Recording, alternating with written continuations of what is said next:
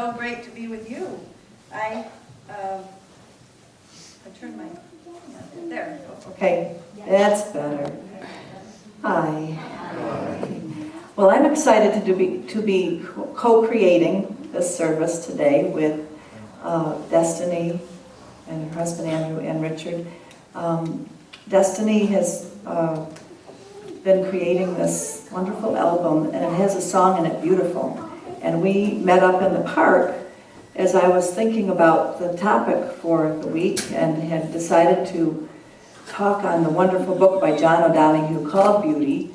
And Destiny said she had a song called Beautiful, so we thought this is a match made in heaven on earth. So glad she could come kind of on the spur of the moment and be with us with all of her wonderful music today. Today is Memorial Day weekend, and so we do honor the men and women who have served in our military to, as we say, help to preserve freedom. They're warriors for freedom in this world, and we're also today then celebrating spiritual warriorhood. Spiritual warriors for beauty, I'm calling it. A spiritual warrior, just like a warrior in the physical world, has to keep going, sometimes through a lot of hardship, to bring freedom or to bring beauty all the way through in life. So we are creators of beauty, and it takes work. We all sometimes work at seeing ourselves as beautiful, and that can be a challenge because it seems it's a lot easier to look out and see others and think, oh, they're so beautiful. But one of the themes that we're working with today is to turn that love light inward and to heal any places in us that may be remnant places where we're not letting ourselves be as beautiful as we are. So let's turn up the love light in our energy field today and see if we can indeed experience the presence of beauty, because beauty is a real presence, as John O'Donohue talks about. So we invoke the presence of beauty today. And we begin with a song full of beauty that's going to be a beautiful lead-in to the Navajo prayer in the Beauty Way. Good morning. Anjali is she's accompanying us today with little baby sounds. If you look around, there's about 20 song sheets in the audience, and I just ask that you find someone to share with. And the lyrics are printed. They're easy, but it's a lot easier to look at them. It says, hearts igniting, love residing, goddess embodied, home within, fears unwinding, truth presiding, sprouted love seeds, let us begin. And then, later on in the song, we're going to be doing a mantra. A mantra, it's Hum Dum Har Har, and it's a sacred mantra for opening the heart from the Sikhs. And there are 2 verses that you won't sing along with unless you really want to, and then you can sing oohs and ahs. You'll get the hang of it. You're welcome to stand and move around if you want to also. It's so wonderful that we have healthy bodies to move and dance in.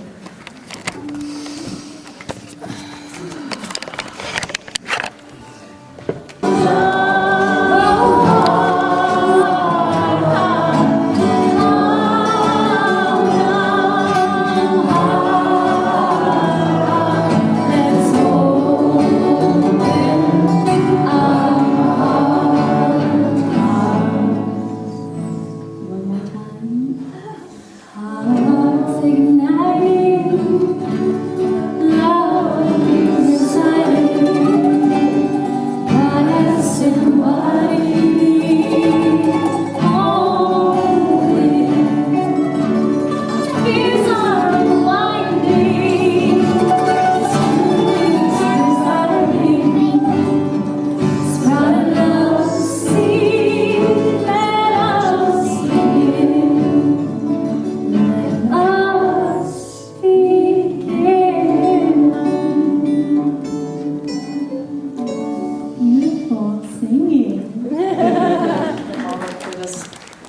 Invocation prayer from the Navajo.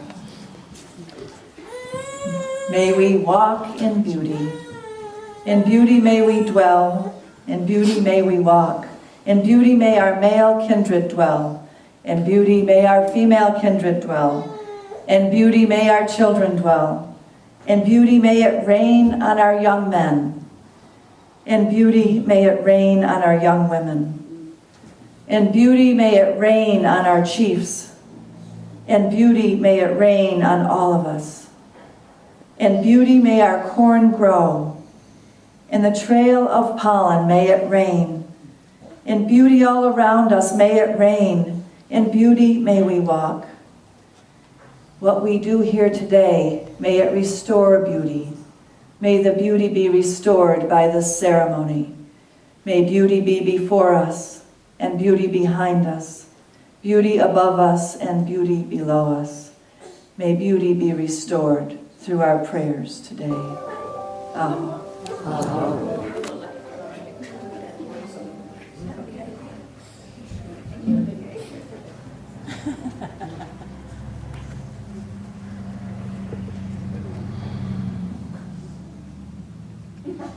Amongst our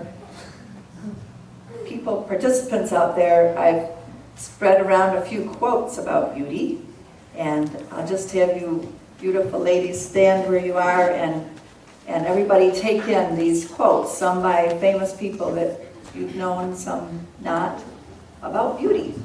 See if you agree with these quotes about beauty. If you look closely at a tree, you'll notice its knots and dead branches, just like our bodies. What we learn is that beauty and imperfection go together wonderfully. That's Matthew Fox. The most beautiful people we have known are those who have known defeat, known suffering, known struggle, known loss, and have found their way out of the depths. These persons have an appreciation, a sensitivity, and an understanding of life that fills them with compassion, gentleness, and a deep loving concern. Beautiful people do not just happen. Elizabeth Kubler-Ross. Taking joy in living is a woman's best cosmetic. Rosalind Russell. That's great. Isn't that great? We have a wonderful, another song called Sweet Mother Gaia, right? And lots of times when we think about beauty, we think of the earth, don't we? The earth surrounds us with beauty. And like you were saying, Zoe, in the knots of the tree, as well as the beautiful colored leaves, there's beauty all around us. The Japanese have a way of talking about beauty that's very balanced. It's called wabi-sabi. Have you heard of that? Wabi-sabi, it means there's beauty in the rough spots or in the roughness, and there's beauty in the smoothness.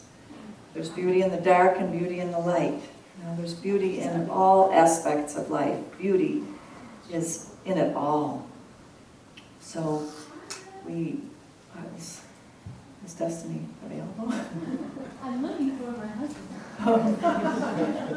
Do you need him for the guitar? Yeah. All right, well, I'll do the next reading first while they're coming then. John O'Donohue. How many people here have read anything of John O'Donohue or like him? Well, not too many hands, so I encourage you to look him up online or find some books that John O'Donohue has written. And this one, as you can see, is called Beauty. And I must say, every sentence in this book is dripping with beauty, full of beauty. It's like reading poetry in prose. He is such an amazing writer. He's from Ireland, and I've been privileged to hear him in person speak up in Bend, Oregon. He was here, and I'll never forget standing in the line to meet him. He was very tall. He died just a few years ago at age 52. So I just figure they must have needed him on the other side. But I stood in that line to meet him and walked up to him, and he greeted every person with such presence and such love. And he said to me, "Very glad to meet you, Norma Burton." You can do it exactly like you did. Dracula.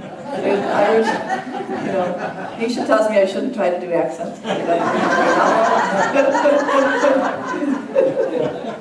But you get the feeling of it, you know, he's just so full-hearted and loving to everyone, and he sees the beauty in each person. So there's so many things that I would love to share with you out of this book, but I've chosen this one on page 34, and it's about how in the wild places, light illuminates beauty. Okay, light illuminates beauty in the wild places. So he says, I love the imagination of light, how gradually light will build a mood for the eye to discover something new in a familiar mountain. This glimpse serves to deepen the presence of the mountain and remind the eye that surface can be subtle and surprising. Gathered high in silence and stillness, the mountain is loaded with memory that no mind or word can reach. Light never shows the same mountain twice. And I'll put in parentheses, you know this if you've watched Mount Shasta. Only the blindness of habit convinces us that we continue to live in the same place, that we see the same landscape. In truth, no place ever remains the same, because light has no mind for repetition. It adores difference. Through its illuminations, it strives to suggest the silent depths that hide in the dark. Perhaps because they are so much themselves, wild landscapes remind us of the unsearched territories of our own mind. The light over a landscape is never a simple brightness. It's mixed and muted. Clouds love to play with the light. A cloud can suddenly introduce shadow and reduce a glistening field to an eerie gray space. Or alternatively, a cloud shadow can modulate the depth of a color a hillside receives. This alternating choreography can turn hillsides purple, green, or even cream, depending on how the angle of light and the cloud shadow conspire with each other. The visual effect is often breathtaking. Light is the great priestess of landscape. Doesn't that give you a taste for the beauty of the writing in this book? So keep this in mind, the beauty that's all around us, that's ever-changing, as we sing this next song in praise of our sweet Mother Gaia. Feeling your body is earth. Our bodies are made of earth. And honoring the beauty that we are and the beauty that the earth is, because we're all connected as one.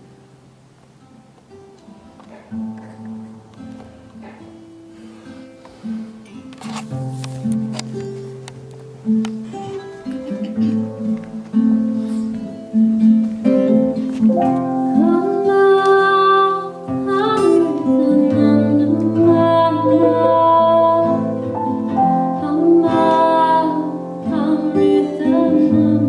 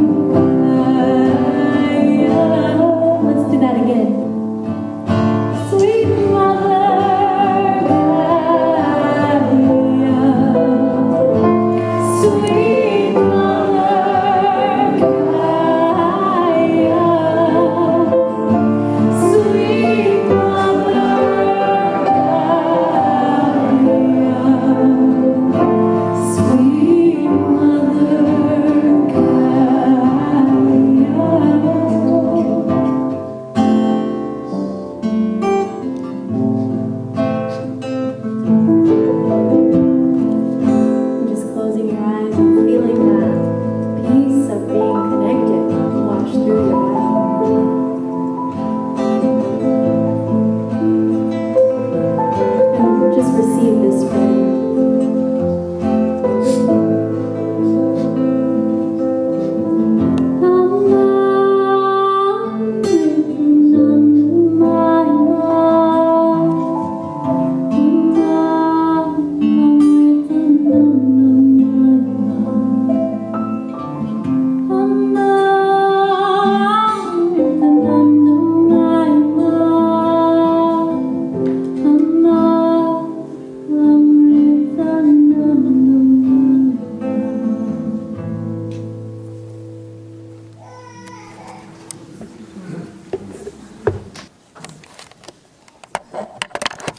We're going to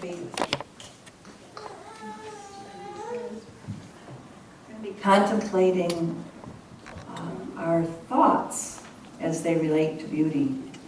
When we look at our thoughts, we can choose to think many things and to focus on many things. But when we focus on beauty, we're talking about a mystical pathway that begins to unfold.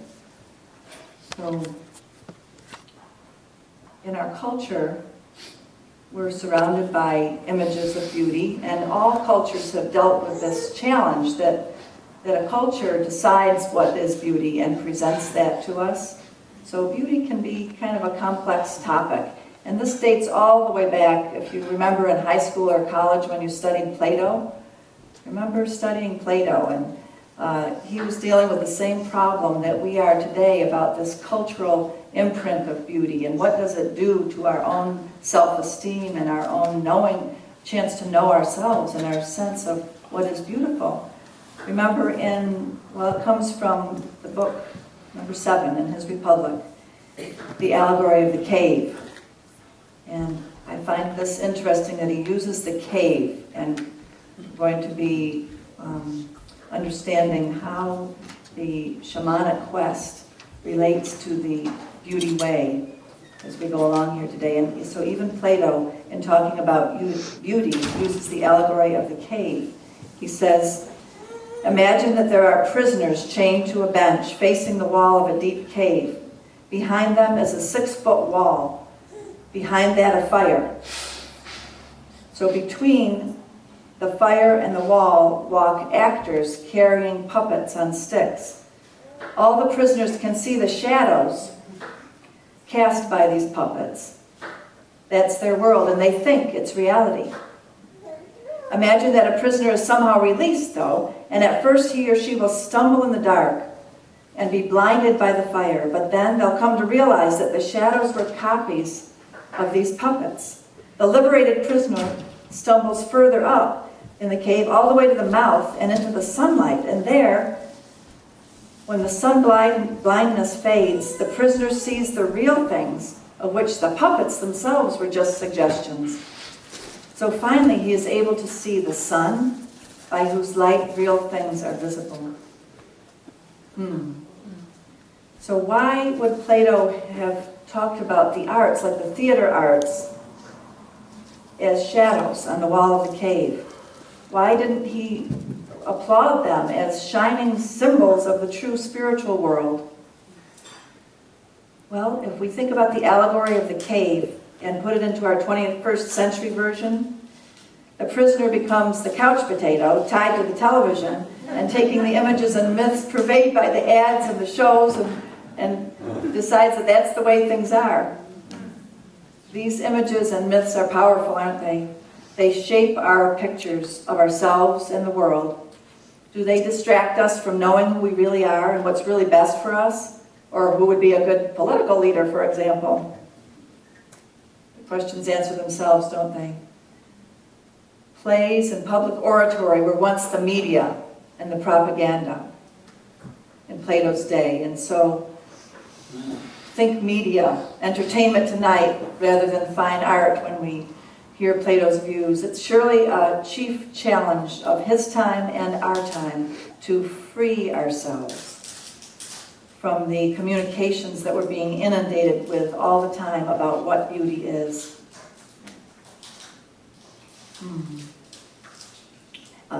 Destiny has a song that she's written called The Beautiful. Let's see what she says about what beauty is.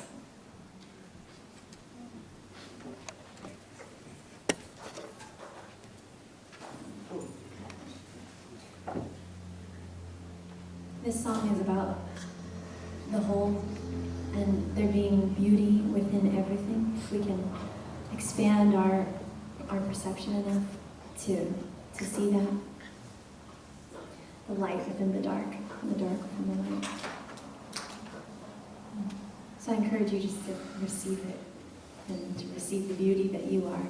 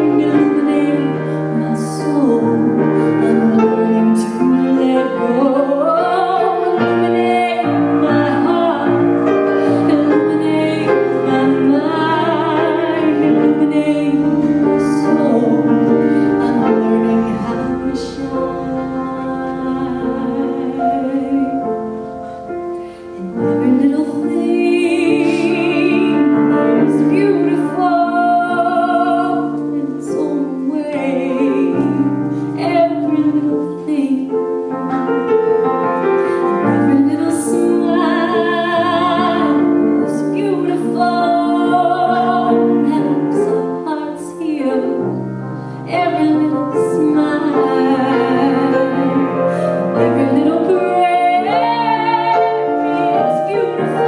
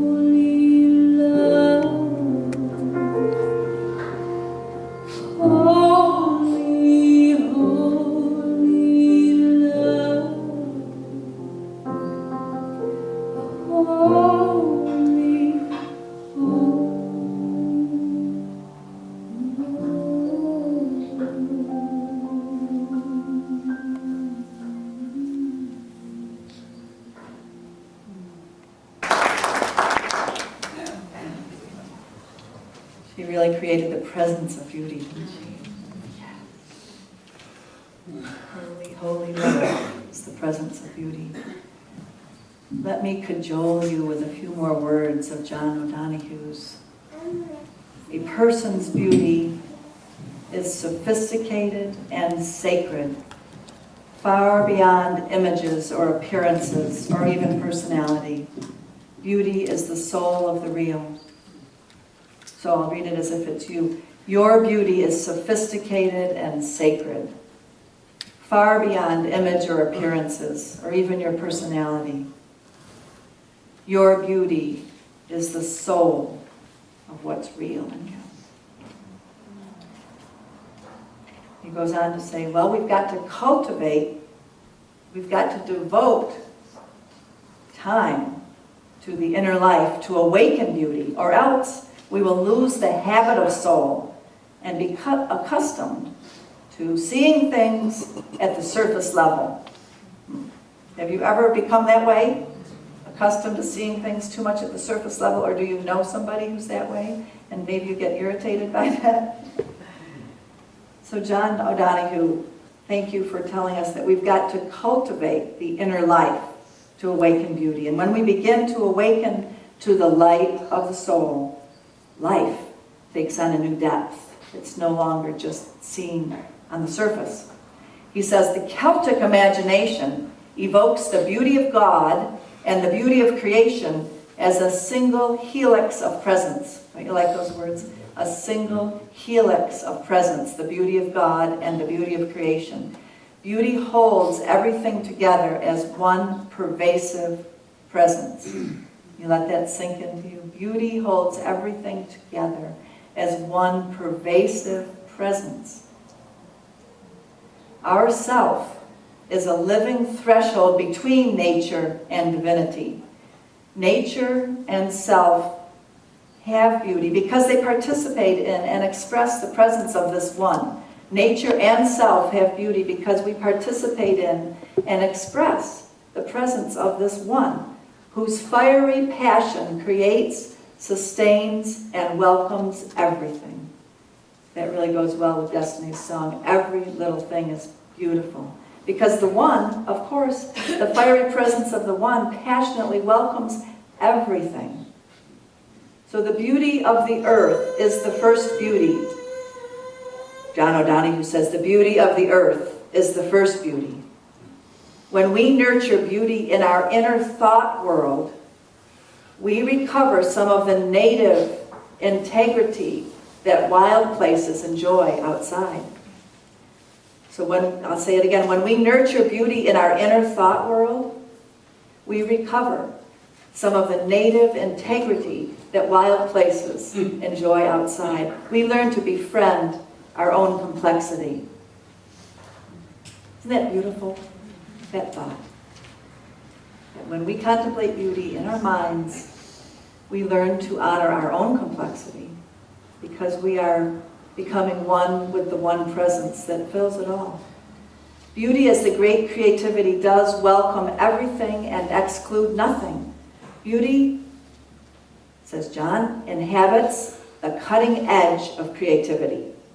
Beauty can exist at this cutting edge precisely because it has nothing to lose and everything to give away.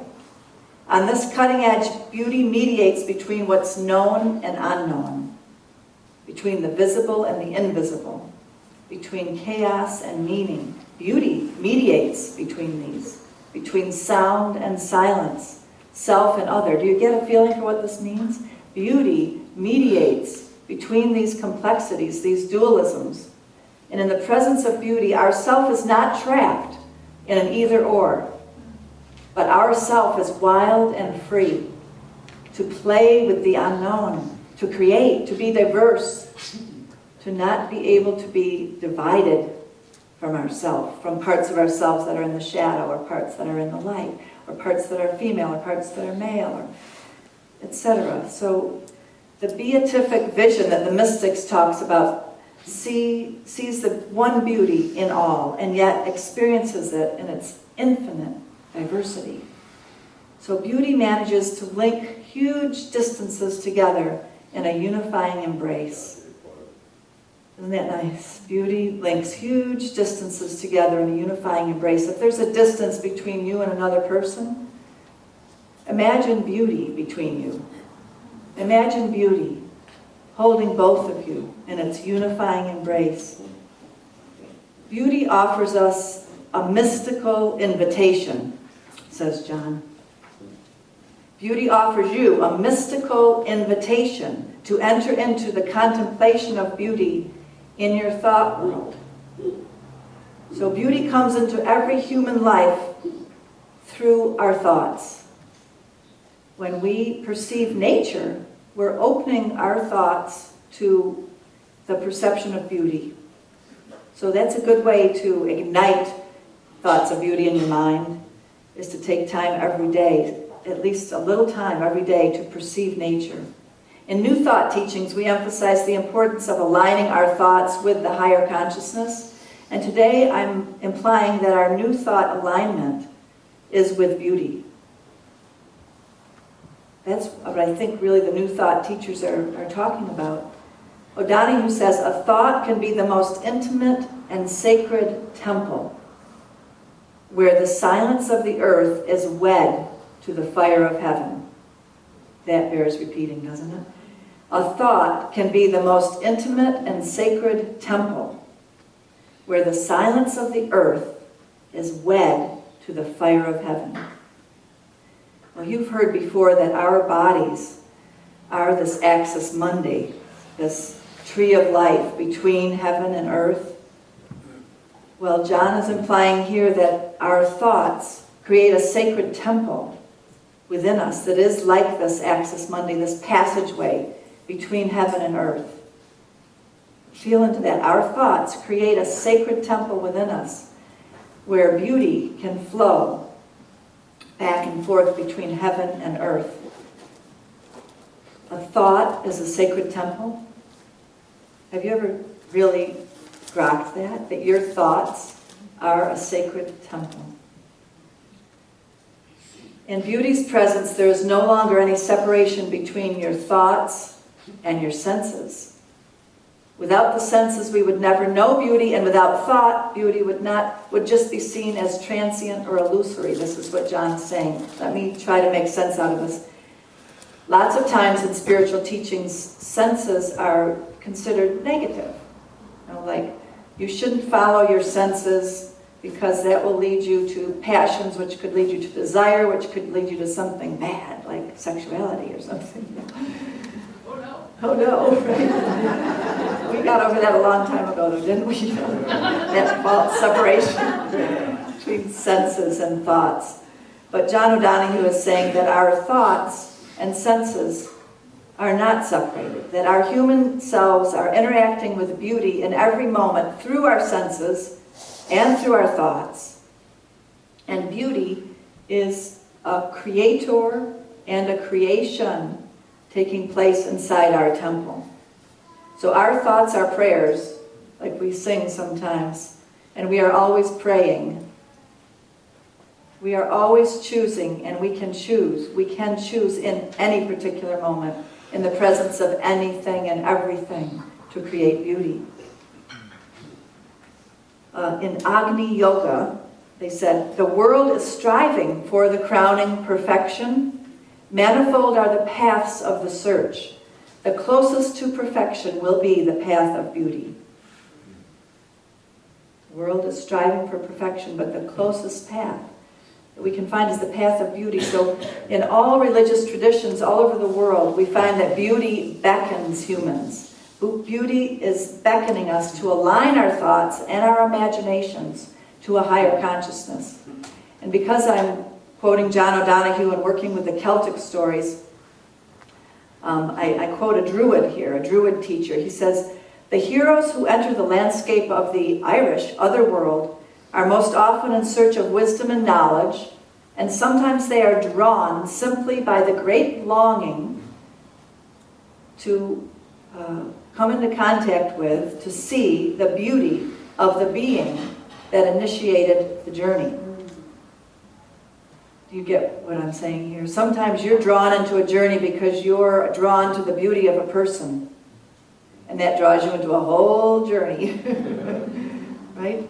And so Keats, I can't remember the exact quote, but the poet Keats said, we shouldn't doubt our passions and our senses that draw us into beauty, because they do draw us eventually to this wisdom and knowledge and this divine understanding. And that's the same thing this Druid teacher's saying here.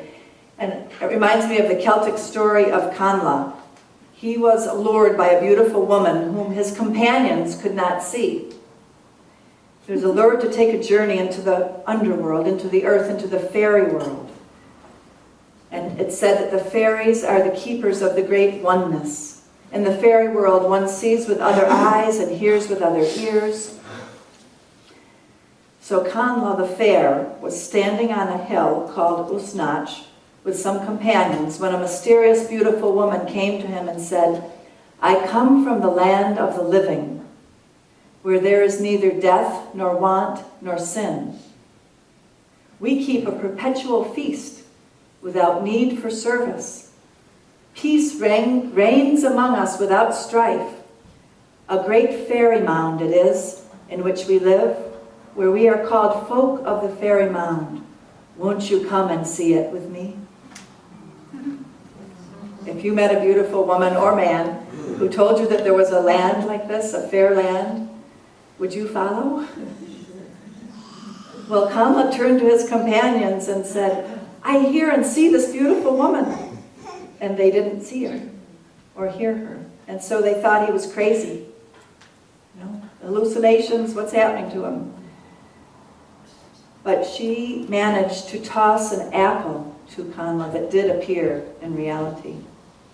And so he picked up the apple, and that was his significator in ordinary reality, that he had really seen her. And so he held the apple, and he became obsessed with longing for this other world and finding this woman. So eventually he set off on a journey that took him over land and sea to find the land of eternal youth. Beauty always takes us on a journey, a shamanic journey, if you will, to the land of eternal youth. Did you see that movie lately, Heaven is for Real? And the little boy in that movie said, everyone in heaven looks young.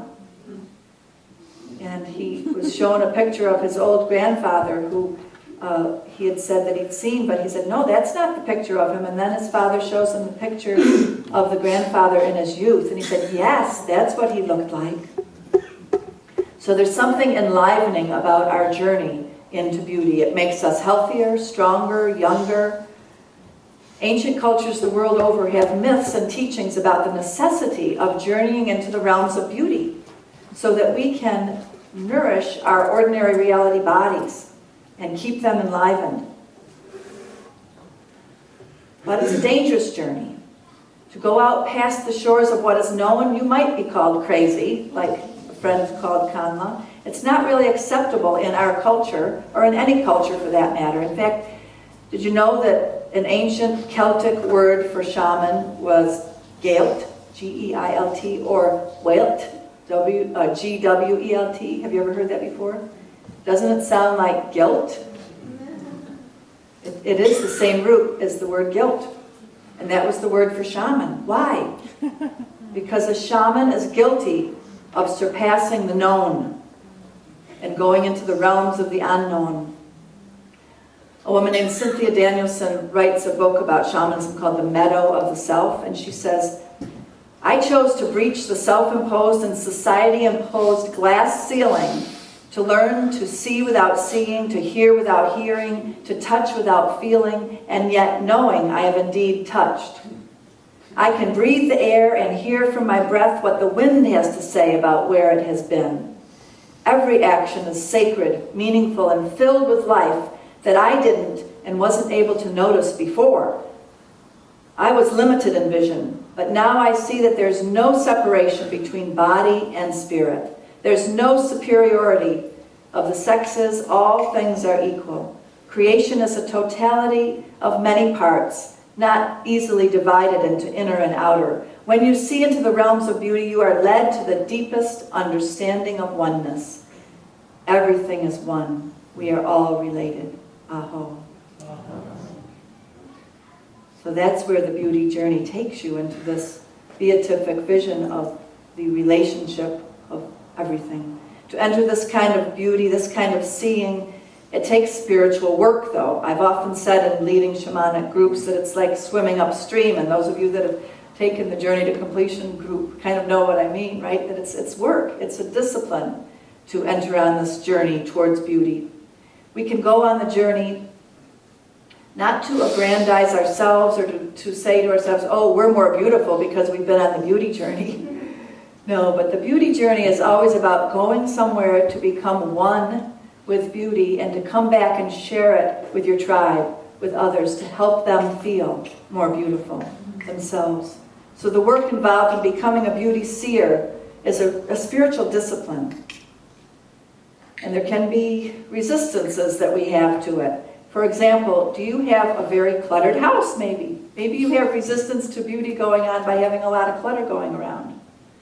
Or maybe you have resistance to beauty by having a constant thought in your mind that says, I'm not beautiful, I'm ugly, or I'm not good enough, or something. These are resistances.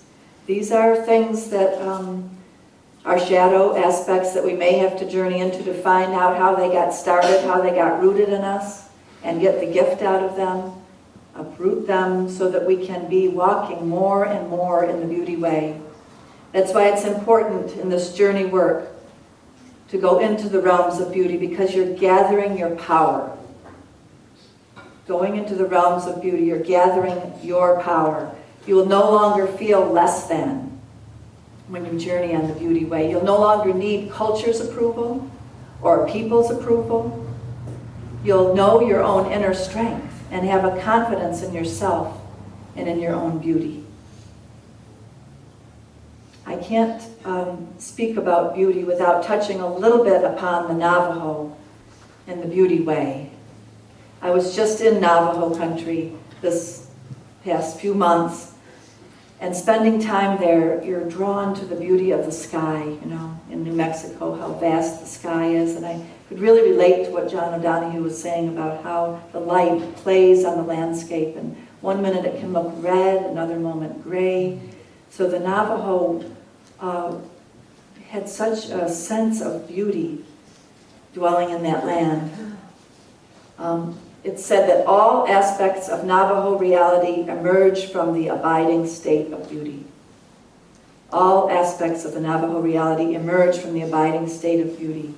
For the Navajo, the place of beauty really exists as an empowered land where you journey to and are taught the sacred ways by the holy people. And they say, you too can fly on the holy wind and go to the holy mountain and be trained by the holy people. Walk the rainbow path. The rainbow path signifies the journey of the Navajo spiritual hero or heroine as you're moving into the state of beauty. Just a little bit more about this beauty way. The fonts of the winds of the mind they talk about. So this is something about the fountain of winds that are in the mind take us to this holy land. So the holy winds, or the universal mind, are not like the Western world's idea of the creator principle far off and removed from us, but the holy wind is maybe more like the Holy Spirit. So the Navajo holy wind is with us all the time. It's glittering, pulsating, breathing, and fusing us with everything that's animating and enlivening, fusing us with energy, with life energy of the cosmos. Okay, are you with me here? This is very important about the wind that's available to every human all the time. Very similar, I think, to the Holy Spirit. The winds are the power behind the Niteshkis. I don't know if I'm saying that right, but the Niteshkis are the universal minds. They don't say God is singular, but the universal minds which permeate all the elements of the created cosmos. So the winds are what connect us.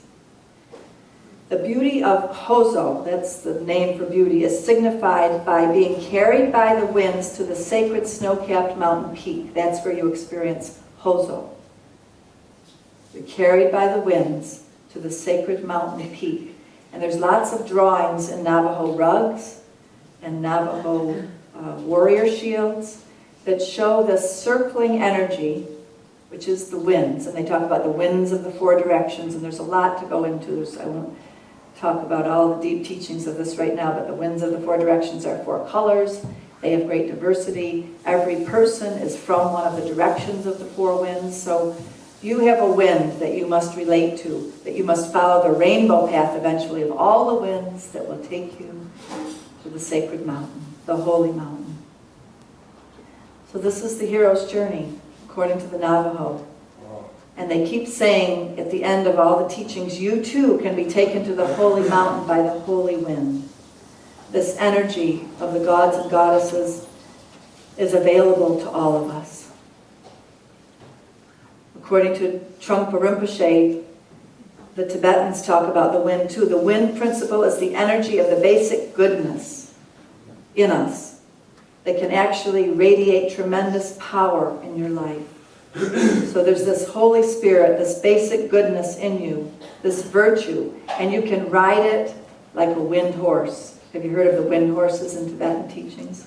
That's what the wind horses are all about. They're riding the winds, riding these winds within us to beauty. For Tibetans, all thoughts, verbalizations, and actions have wind at their foundation. All thoughts, verbalizations, and actions have wind at their foundations. The wind is the energy that controls our body-mind totally. And the Tibetans call this vibratory wind energy Sak, S-O-K. And they say that people can lose contact with their wind, or their Sak.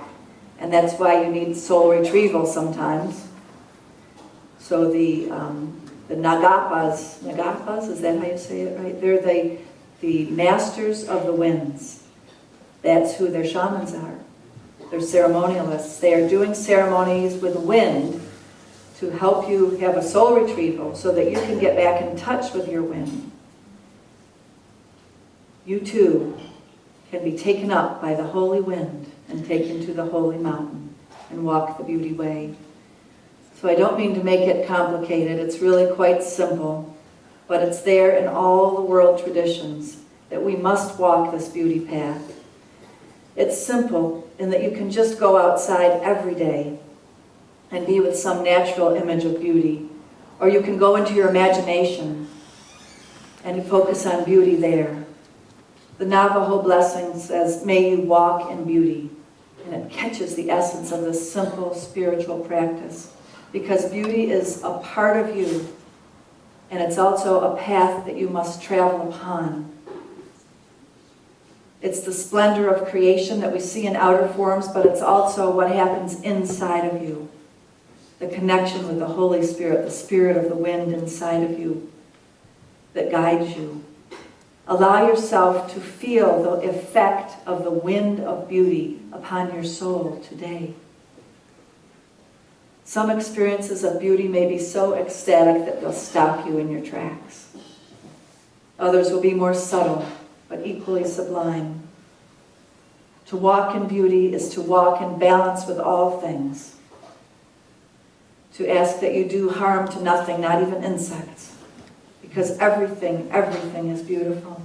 Everything is filled with spirit, filled with the wind.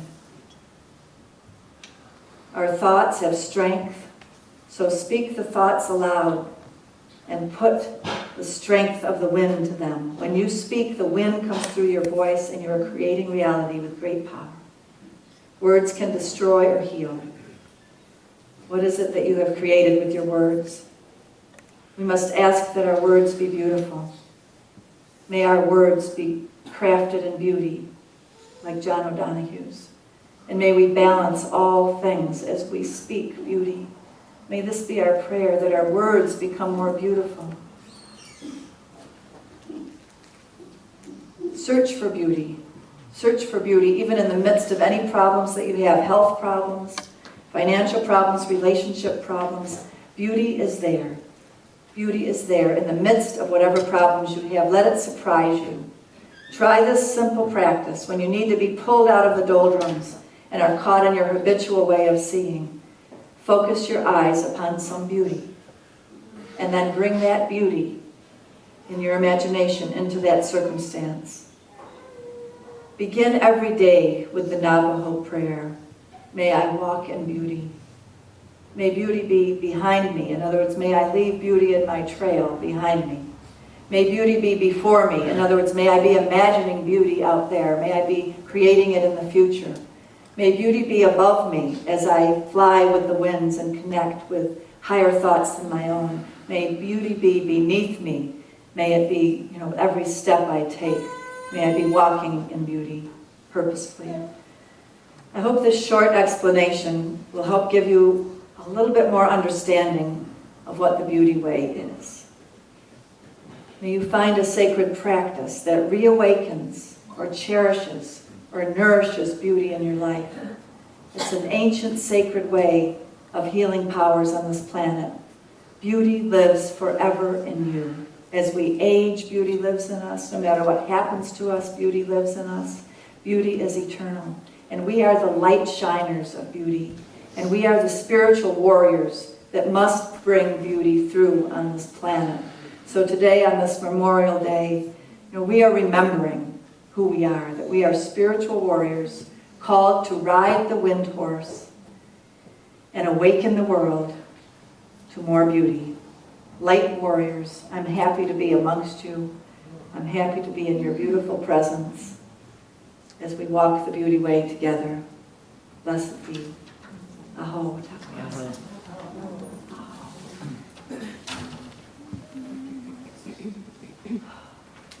We're going to have another song that will guide us into a meditative state, and then I'm going to take you on a short meditation so that you can connect with beauty in your inner soul and go out of here with a vision that you've had of beauty. What is the name of this song, Destiny? This song is called I Am a Prayer. I Am Prayer.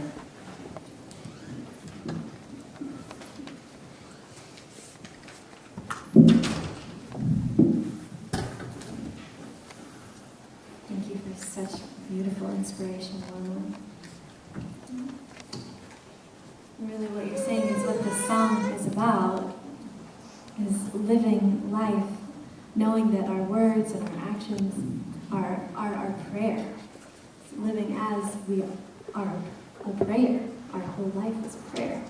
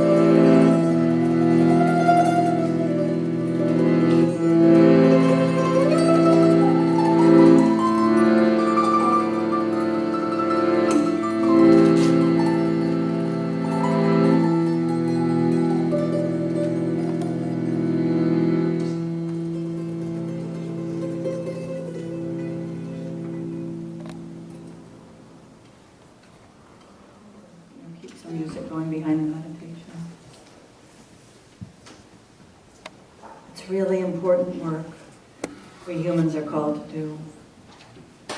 In Great Spirit, we hear the call to beauty, that we are with you co-creators of beauty. This is no small task, but it's a task that we don't do alone. We're called to walk the beauty path, and therein to be enlivened and energized and made youthful again, to have our energy restored by walking this beauty way. I pray now a Navajo prayer that we pray together. It's a fitting prayer for us humans. I am humbled before the great beauty of the earth.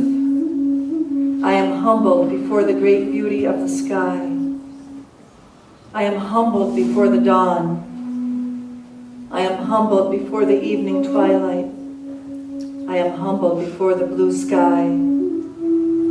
I am humbled before the darkness. I am humbled before the sun. I am humbled before that standing within me which speaks with me.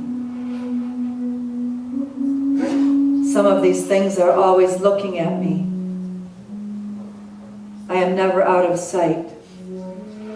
They are watching me. Great beauty is watching me. Therefore, I must tell the truth. That is why I must always tell the truth. I hold my word tight to my breast, praying that great beauty will speak through me.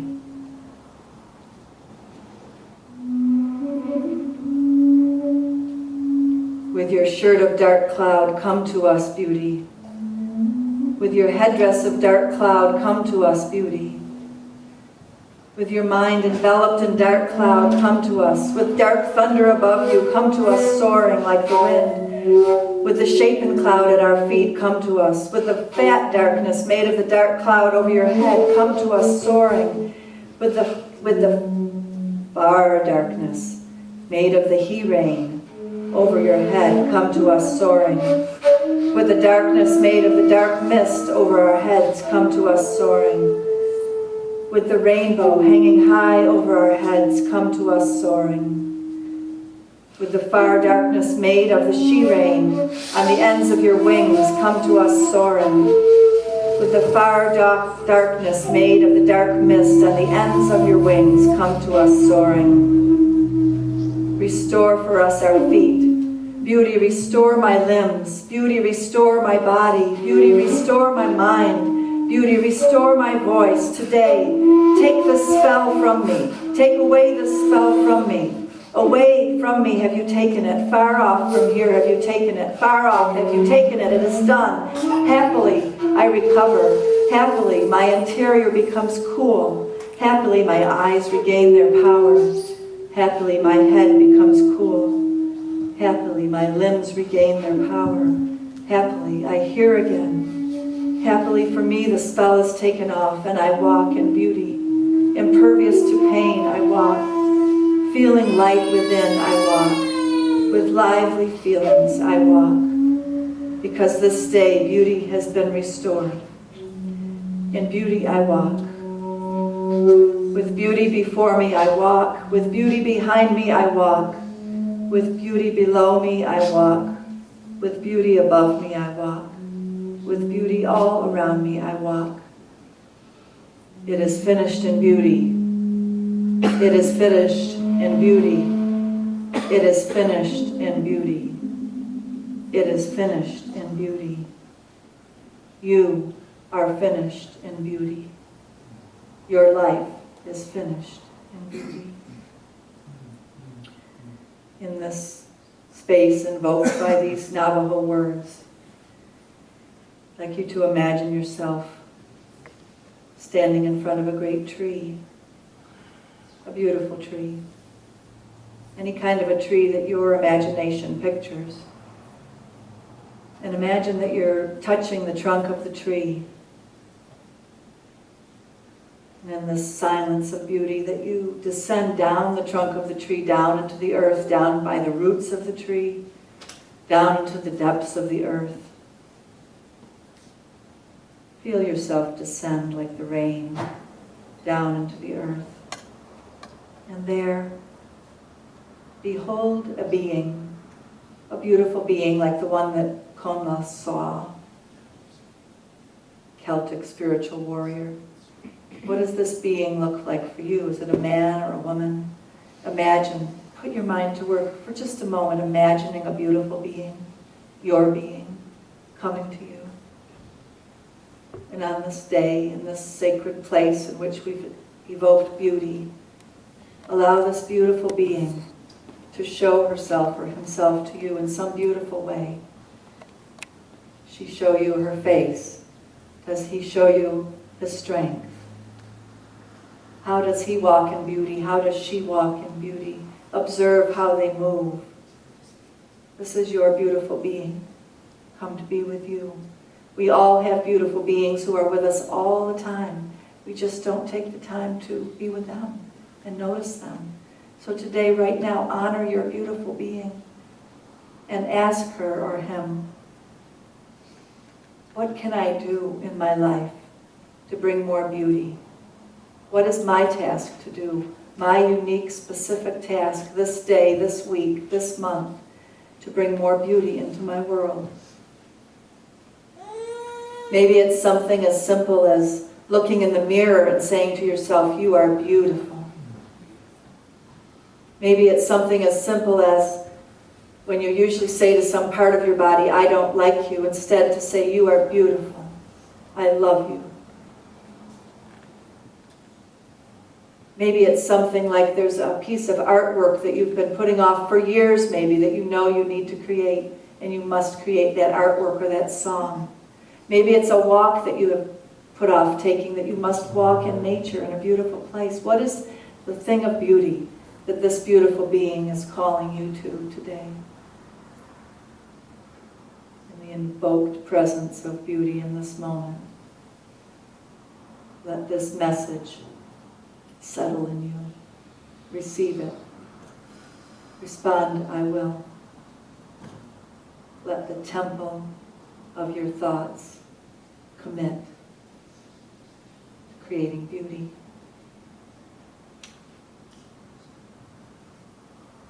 And now hugging this beautiful being or making contact with them in whatever way you feel drawn to, maybe bowing before them, maybe kissing them, knowing that you're with them all the time. You're going to now ascend from this underworld place and come back up from the earth, from the underworld of the earth, up the tree roots, back up to the beautiful tree that you imagined when you first went down. Touching the tree, bringing yourself back to the imagination of the ordinary, knowing that you can return to the non-ordinary at any time. Blessed be that we have these imaginations as humans, that we can imagine beauty and bring about beauty, planet Earth. Comes Seraphina's walking, fragrant petals falling at her feet. Her hair with raven shimmers, her eyes alive with wonder.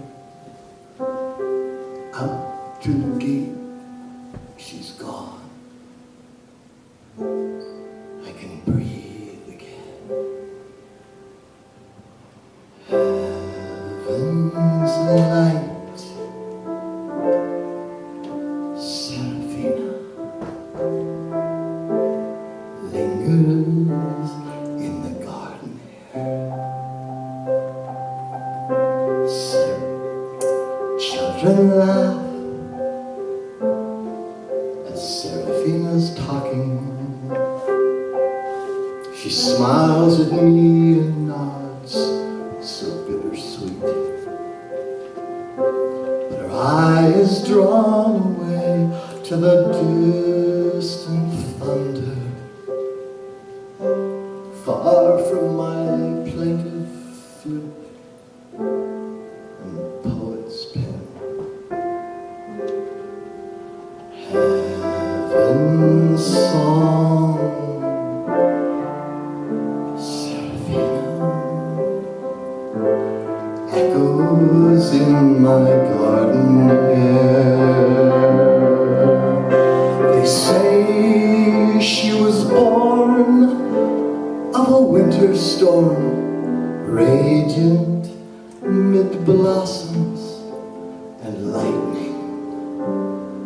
in song. But as for me, well, long gone, my ancestral lands, still my garden waits an open gate.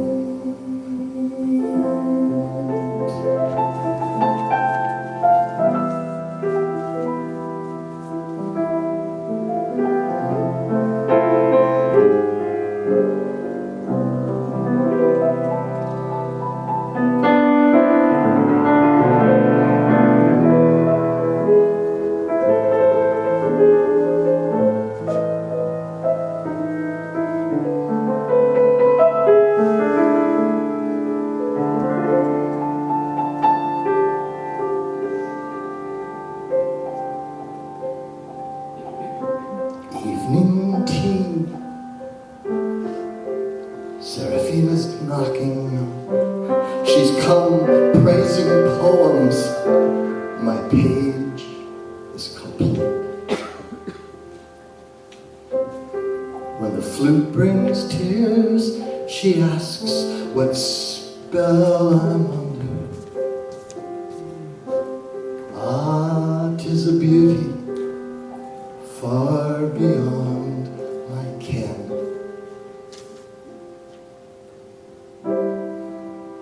Heaven's grace, Seraphina, in this moment that we share. Heaven's gift, Seraphina.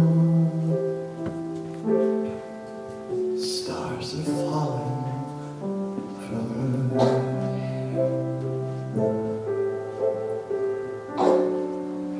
dancing through this precious breath.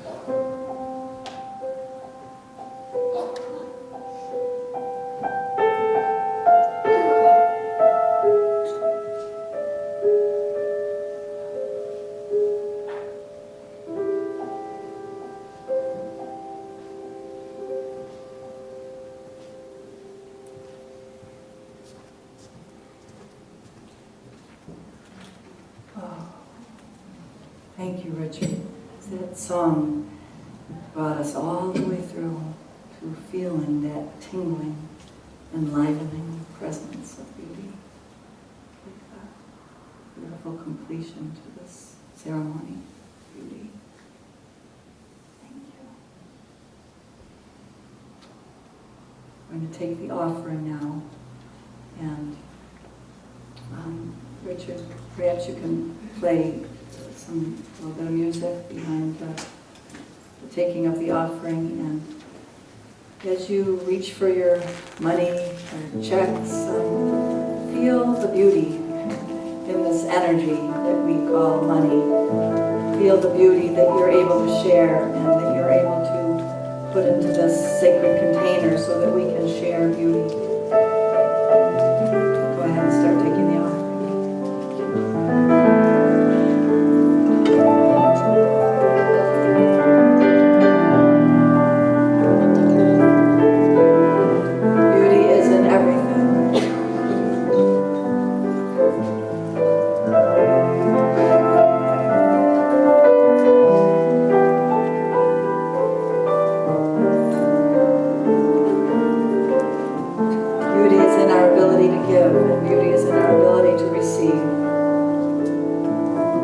Offering moment not be just a mundane moment of a task that we do, but let it be that feeling of giving and receiving, feeling into the joy of our reciprocity together.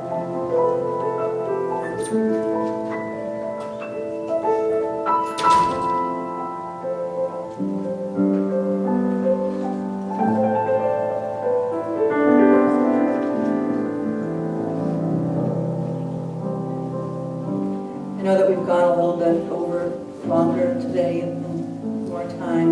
It was reminding me of when I was a kid, though, and Sometimes we would be in a service, a church service, and the Spirit would come in certain ways and we would stay. It was called tarrying in the Spirit. We would dwell in the beauty, and we didn't want to leave it. And so sometimes we'd stay as long as 3 hours, tarrying in the beauty. I'm so thankful that I had that kind of experience growing up, that beauty could infuse a worship environment to the point where people wanted to linger. I'm not saying that you necessarily want to linger here, or that I'm going to keep. So I'll sing and Andrew's going to respond and you can sing with him, and then when you get the hang of it, just sing the whole thing and let your voice open and let that sacred wind move through you and open your channel.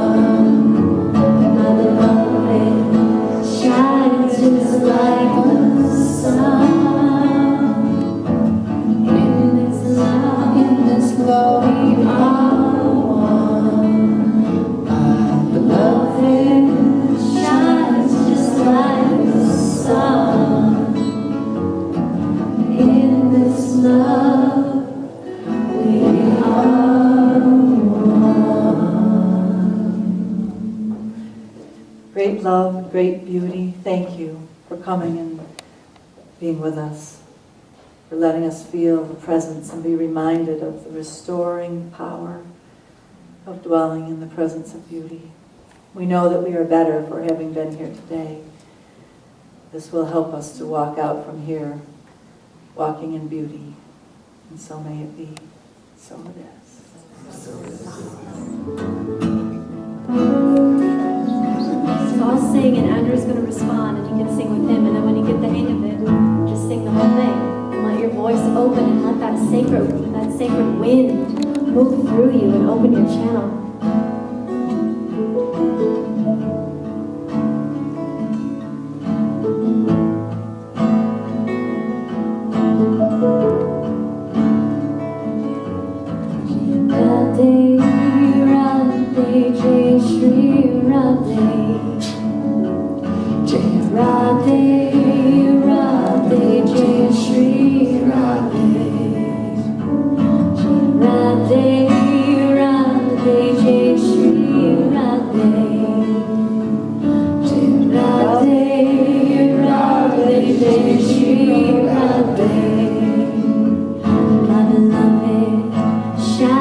Just like the sun, in this love we are one. My beloved shines just like the sun. In this love we are one. My beloved shines just like the sun.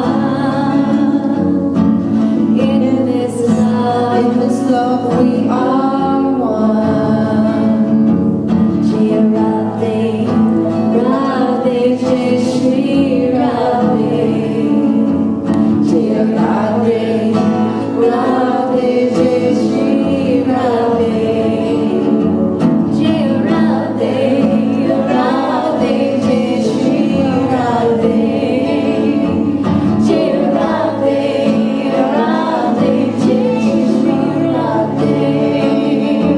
my beloved shines just like the sun. Feel yourself shining. In this love we are one. We are one, my beloved shines just like the sun. In this love we are one.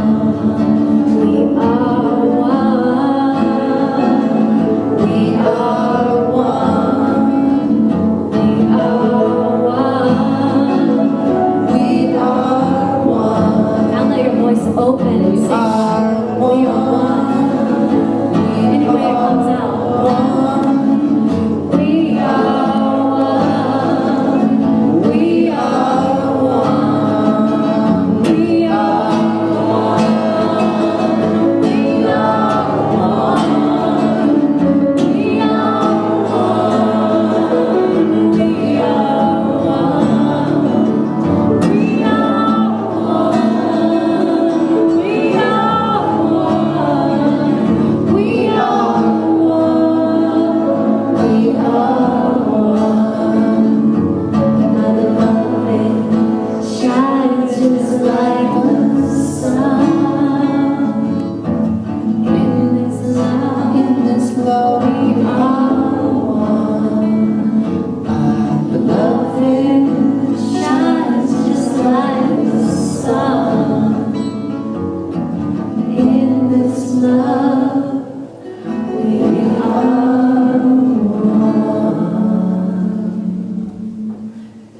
Great love, great beauty. Thank you for coming and being with us, for letting us feel the presence and be reminded of the restoring power of dwelling in the presence of beauty. We know that we are better for having been here today. This will help us to walk out from here, walking in beauty. And so may it be. So it is.